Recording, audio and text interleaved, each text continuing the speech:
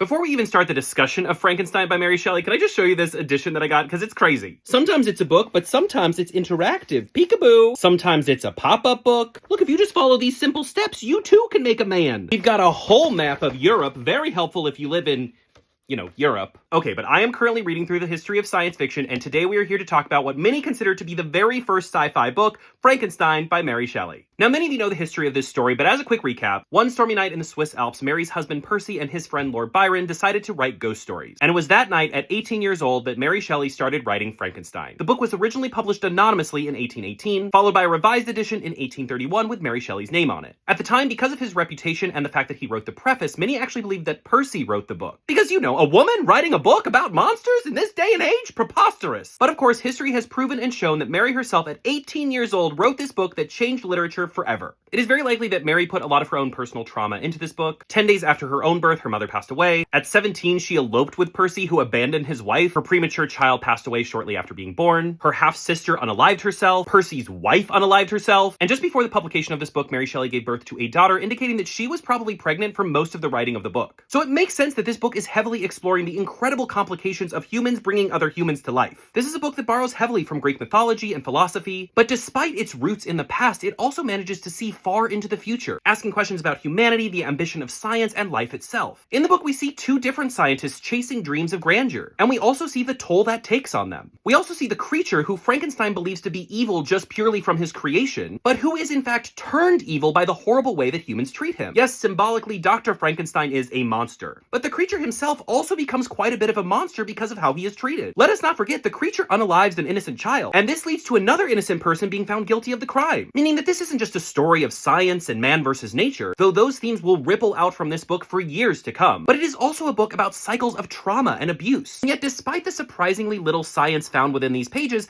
this book is a celebration of scientific achievement. We see two scientists trying to achieve the impossible, and yet it is Frankenstein's creation that actually achieves both of their goals. Science is dangerous and often unpredictable, but it does also lead us to new heights. I will say that while reading this book, I did not enjoy it. It was really hard for me to disconnect the Hollywood version of this story from what was on the page, making a lot of this book feel, for lack of a better word, boring. But the more I sit with it and its themes and its nuances, the more I appreciate it. So while Frankenstein is not a book that I enjoyed reading necessarily, it is a book with an incredible history which had an insurmountable effect on literature as a whole. And it was written by an 18-year-old woman in a genre that still to this day underappreciates women. So love it or hate it, it is a book that deserves all the acclaim it gets. Also, I just have to say, as far as the creature and Frankenstein are concerned, just kiss already! So many lives could have been saved if they just kissed, and I will die on that hill. Next up on our sci-fi journey, we'll be checking out 20,000 Leagues Under the Sea by Jules Verne.